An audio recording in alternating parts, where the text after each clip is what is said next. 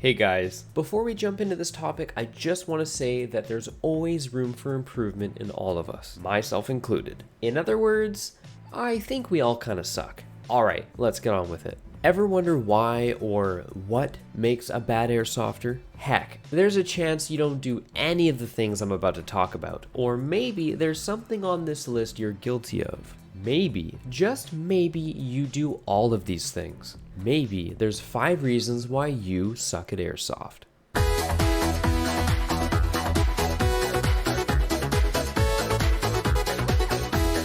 Reason number 1.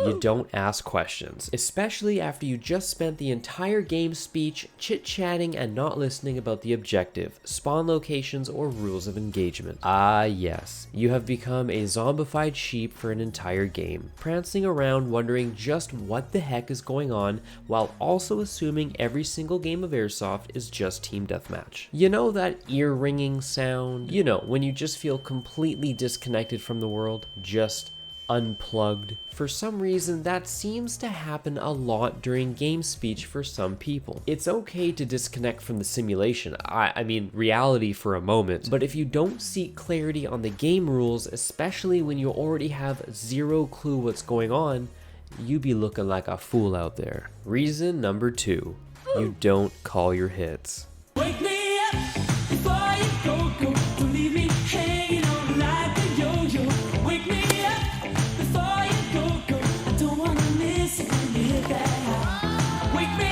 up before you go, 'cause I'm not planning on go.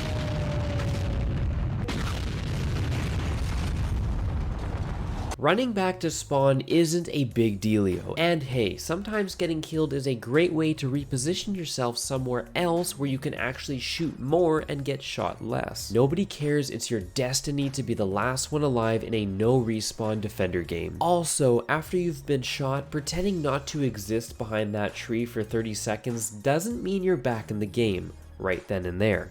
And yet, you always hear about it happening at least once during the day. Maybe even once every game. Not calling your hits and getting away with it is bad enough, but getting caught in the act, it's honestly too embarrassing to think about. I'd rather get caught out there with a blow-up doll companion every single game rather than not calling my hits. Oh, and don't think I've forgotten about the people who don't call their hits because somebody else won't call theirs. A double negative doesn't make this positive, guys. You're both just cheating and making this really complicated. In other words, you both kind of suck. Reason number 3. You keep running back to the same spot you keep dying at, over and over and over. I can't be the only one noticing this, right? Please, tell me, have you guys ever shot one particular person who kept coming back to the same tree or building or spot just to get smoked again and again by you? Or are you that person getting shot? After the 3rd or 4th death, did you maybe realize feeding someone kills in that spot was a bad decision? It's okay, guys, I've definitely done this one. You know what they say, fool me once, shame on you. Fool me twice, shame on you. Fool me 3 times, shame on you. Fool me 4 times, shame on you, but fool me 5 times, you gotta be a little more dynamic out there. If that spot ain't working, you might suck a little less someplace else. Reason number 4. You're the guy with all the epic YouTube footage, and you'll cheat, cut corners, or make a fool out of others to keep it that way. Just because I'm the guy that makes videos on the internet doesn't mean I come from some better, more tasty, supple, or really ridiculously good looking batch of apples. Hate to say it, but we all come from the same crop. You know, Papa Julio's blueberry farm down the road that sometimes has those dead wasps mixed in the container of fresh blueberries. Only difference is that guys like me have cameras and a YouTube channel to maintain, and therefore an ego. I try to keep mine in check, but there are plenty of others that all think they've got millions of subscribers and will stop at nothing to give you that high octane content that makes Airsoft, unfortunately, look bad. Imagine causing ripples in your own local Airsoft community because content. Yikes. Yeah, you kinda suck.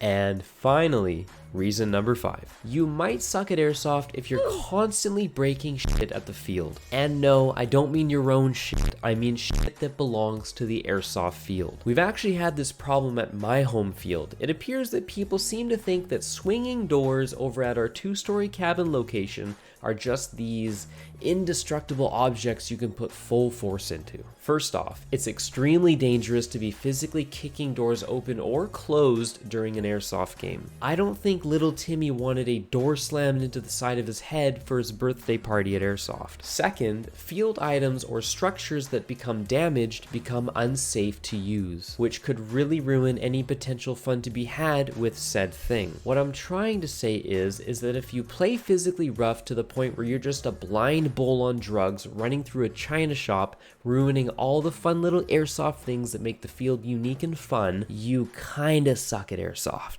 So hey, those are 5 reasons why you might suck at airsoft. The good news is that pretty much any bad habit or behavior can be corrected. Thankfully, I'd say the majority of these things are rather uncommon, but common enough to mention. I'd say reason number 3 is most common for me through observation, through my scope as I shoot the same people over and over again, in the exact same spots they keep running back to. I'm curious to know what you guys think. Noticing any bad or interesting habits out there on the field? I'd love to hear about it in the comments and maybe even throw it into a part 2.